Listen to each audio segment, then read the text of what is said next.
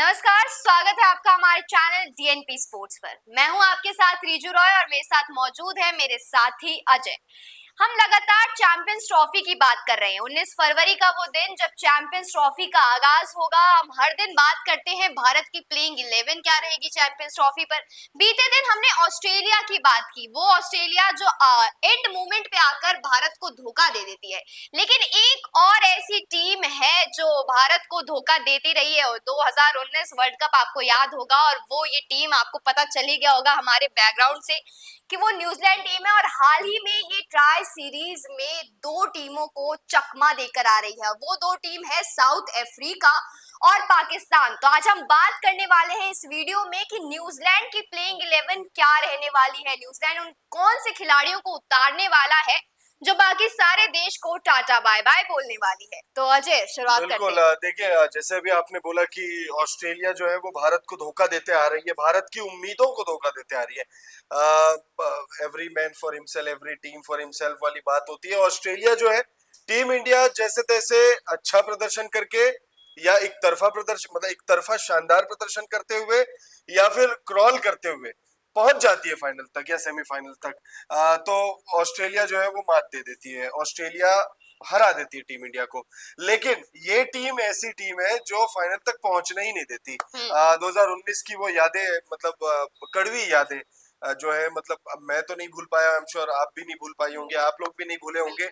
Team India New Zealand के हाथों जो है वो हार गई। आईसीसी वर्ल्ड कप की अगर आप बात करेंगे, वर्ल्ड कप की बात करेंगे, तो वहां पर भी न्यूजीलैंड का टीम इंडिया के खिलाफ रिकॉर्ड अच्छा है।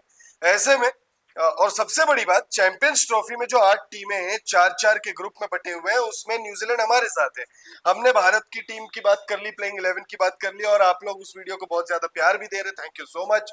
ऑस्ट्रेलिया के वीडियो की बात कर दी, आप उसको भी बहुत ज्यादा प्यार दे रहे हैं। आप न्यूजीलैंड की बात कर लेते हैं।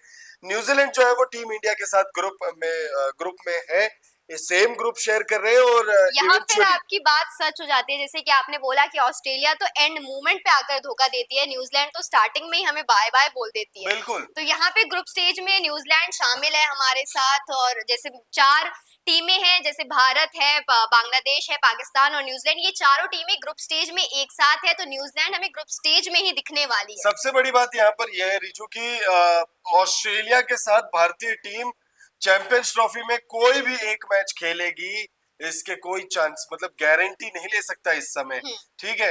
लेकिन ये टीम है वो खेलेगी खेलेगी, क्योंकि ग्रुप स्टेज में हम खेलेंगे। ऑस्ट्रेलिया का ऐसा है कि अगर मान लो ग्रुप स्टेज में कुछ इधर उधर हुआ मामला, तो वो बाहर हो सकते हैं।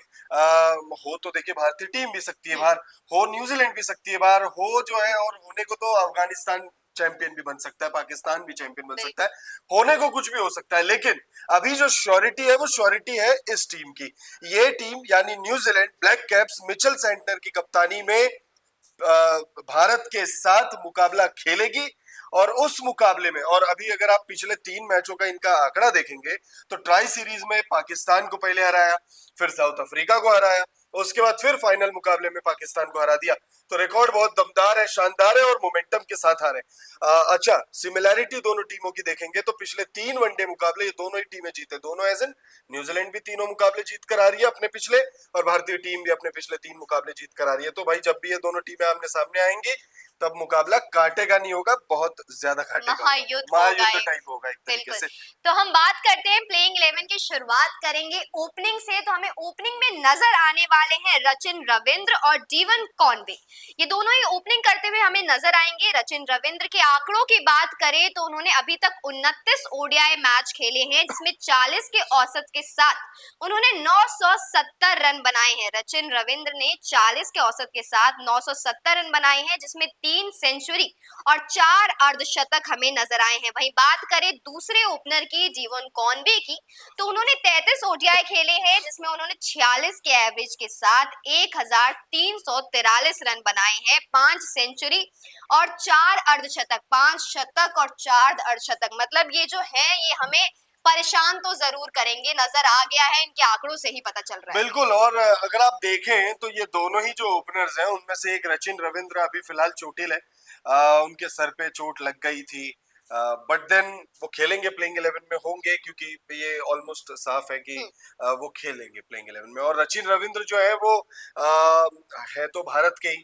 भारतीय मूल के खिलाड़ी हैं और एशियन कंडीशंस जो है वो कहा जाता है ऐसा कि भाई उनको सूट करती है।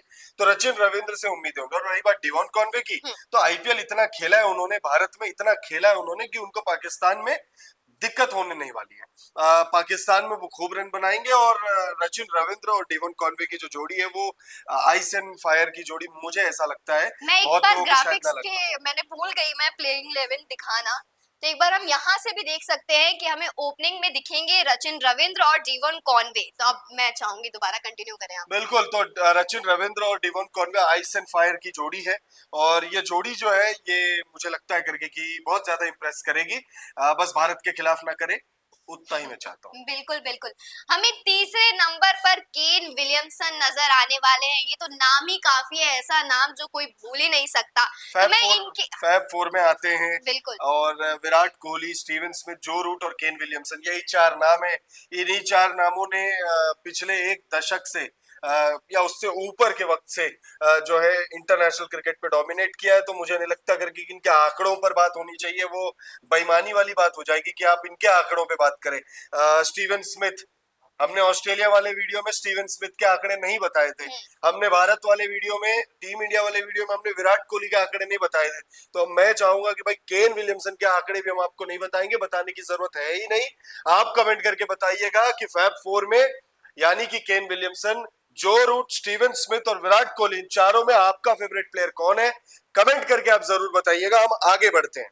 अब ठीक है, हमें चौथे नंबर पर नजर आने वाले हैं डेरिल मिचेल। इनके भी आंकड़ों की बात कर ले। बिल्कुल बिल्कुल, इनके आंकड़ों की बात होनी चाहिए क्योंकि ये फैब फोर में नहीं आते। बिल्कुल, तो हम बात करेंगे इनके आंकड़ों की। तो इन्होंने 44 ओडीआई खेले हैं जिनमें उन्होंने 50 की औसत से 1708 रन बनाए हैं, जिसमें 6 सेंचुरी, 6 शतक और 6 अर्धशतक है। मतलब अभी तक हमने जितने चारों की बात की है, जिनकी बात की है, पहले रचिन रविंद्र की, जीवन कॉनवे की, केन विलियमसन की, डेरिल मिचेल की, चारों के आंकड़े ऐसे हैं कि जो डरावने वाले हैं, मतलब डराने वाले हैं, भारत को थोड़ा टाइट कर देंगे यहाँ बिल्कुल, पे। ये जो आंकड़े हैं रिजू, ये वाकई बहुत डराने वाले आंकड़े हैं। और सबसे बड़ी बात ये है कि ये उस टीम के आंकड़े हैं, ये वो खिलाड़ी हैं जो पिछले 3 मुकाबले जीते हैं।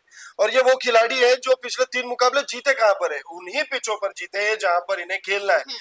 यानी कि आप अगर देखें तो चैंपियंस ट्रॉफी में जो 8 टीमें खेलेंगी, उनमें से 3 टीमों को सबसे ज्यादा अनुभव है। एक तो पाकिस्तान है और फॉर ऑब्वियस रीजन वो उनका घर ही है।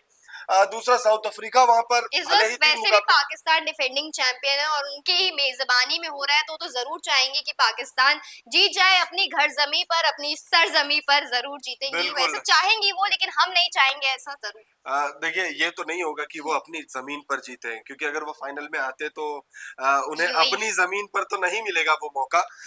खैर, हम आगे बढ़ते वीडियो पर आते हैं। उसके बाद देखिए प्लेइंग 11 में आपको टॉम लेथम दिखेंगे, ग्लेन फिलिप्स दिखेंगे, माइकल ब्रेसवेल दिखेंगे। इन तीनों के आंकड़ों की अगर आप बात करें, और देखिए इन तीनों में मुझे जो सबसे ज्यादा डरावने जो बल्लेबाज लगते हैं वो ग्लेन फिलिप्स लगते हैं। क्योंकि ग्लेन फिलिप्स एक ऐसे बल्लेबाज हैं जो एक बार सेट हो गए तो उसके बाद ये भूत बना देते गेंदबाजों की। और वो जैसे देसी कहावत है ना, धागा खोल देना, वो धागा खोल देते हैं। गेंदबाजी में भी आते हैं, आउट ऑफ द सिलेबस होते हैं ये, इस वजह से ये विकेट भी निकाल कर चले जाते हैं। अगर हम टॉम लेथम की बात करें, मिडिल ऑर्डर बल्लेबाज है, 151 ओडीआई मतलब 100 से ज्यादा वनडे मुकाबले खेले, 4000 से ज्यादा रन है, 34 से ऊपर की इनका एवरेज है और 7 शतक है। 7 शतक है, 7, नंबर ये 7। और 24 हाफ सेंचुरीज। अगर आप समझ गए तो बताइएगा, इनको नहीं आया समझ में। ग्लेन फिलिप्स की बात करें तो ग्लेन फिलिप्स जो है वही जैसे मैं कह रहा था कि भाई बहुत डराने वाले बल्लेबाज है और ऑलराउंडर हैं। वही है, आउट ऑफ द सिलेबस आते हैं, गेंदबाजी करते हैं। बल्लेबाज जो है इस टीम के सामने जब आते हैं तो वो William O'Rourke, Matt Henry, Lockie Ferguson, Michael Bracewell, Mitchell Santner, इनकी तैयारी करके आते हैं। वो ग्लेन फिलिप्स की तैयारी नहीं करते। मतलब हालांकि पता होता है कि ग्लेन फिलिप्स अगर वनडे मैच है तो 7 ओवर, 8 ओवर, इवन 10 ओवर भी करते हैं, बट देन तैयारी नहीं होती क्योंकि एक तरीके से देखा जाए तो पार्ट टाइमर ही है वो। ठीक है। और उसी चक्कर में वो विकेट भी निकाल लेते हैं। अगर इनके आंकड़ों की अगर आप बात करेंगे तो उन्होंने 38 वनडे मुकाबले खेले हैं और 915 रन है, 1 शतक है और 4 जो है उन्होंने अर्धशतक लगाए। आंकड़ों पे मत जाइएगा, बहुत खतरनाक बल्लेबाज हैं। माइकल ब्रेसवेल ऑलराउंडर, 25 वनडे मुकाबले खेले, 588 रन है, 2 शतक है उनके नाम पर और 24 उन्होंने विकेट निकाले। अब अगर हम आगे बढ़े प्लेइंग 11 में तो मिचेल सेंटनर है, विलियम ओरार्की, मैट हेनरी और लॉकी फर्ग्यूसन। इन चारों गेंदबाजों में जो सबसे ज्यादा डराने वाले मुझे जो लगता है, फिलहाल तो देखिए आप विलियम ओरार्की को पकड़ लीजिए क्योंकि अभी फिलहाल शानदार फॉर्म में है, और दूसरे लॉकी फर्ग्यूसन गति से डराने वाले गेंदबाज हैं। और इनकी जो गति है, मुझे सिर्फ इनके स्पीड से ही डर लगता है। हालांकि जब लॉकी फर्ग्यूसन भारत के खिलाफ गेंदबाजी कर रहे होंगे, सामने शुभमन गिल होंगे, तो फिर थोड़ा सा वो भी प्रेशर में होंगे क्योंकि शुभमन गिल ने इन्हीं के ओवर में दोहरा शतक पूरा किया था, बैक टू बैक 3 छक्के लगाकर। तो ऑल इन ऑल टीम बहुत ज्यादा शानदार है। आंकड़े जल्दी जल्दी बता देते हैं इन चारों ही गेंदबाजों के आपको। मिचेल सेंटनर की बात करें तो टीम की कप्तानी कर रहे हैं, वो लीड कर रहे हैं, 112 वनडे मुकाबले खेले, 1400 रन उन्होंने बनाए हैं और 350 है उनके नाम पर, 115 विकेट है उनके नाम। विलियम ओरार्की की बात करें तो तेज गेंदबाज है, 8 वनडे मुकाबले खेले और 10 विकेट अब तक लिया है उन्होंने। मैट हेनरी लगभग 100 मुकाबलों के करीब है, 87 वनडे मुकाबले उन्होंने खेले, 155 विकेट। बहुत ही शानदार गेंदबाज है। और शानदार तो देखिए लॉकी फर्ग्यूसन भी है, 65 वनडे मुकाबलों में 100 विकेट से 1 विकेट कम, यानी 99 विकेट उन्होंने लिया है। और जिस हिसाब से वो गेंदबाजी करते हैं, जो उनका औसत है, जो उनकी स्ट्राइक रेट है, उनको एक जेन्युइन विकेट टेकर बॉलर के तौर पर ही देखा जा रहा है। मतलब विलियम ओरार्की और लॉकी फर्ग्यूसन, मैट हेनरी, इन तीनों ये 3 तेज गेंदबाज हो गए। उसके बाद आपके पास देखिए मिचेल सेंटनर है, टीम के कैप्टन भी है, और जब से सीएसके में गए तब से मतलब मैं कह भी रहा था आपसे कि जब से सीएसके में गए तब से इनकी किस्मत जो है वो मुझे ऐसा लगता है कि पलट सी गई है। और अब टीम के कप्तान भी है, टीम में केन विलियमसन है, टीम में कॉनवे भी है, टीम में ग्लेन फिलिप्स भी है।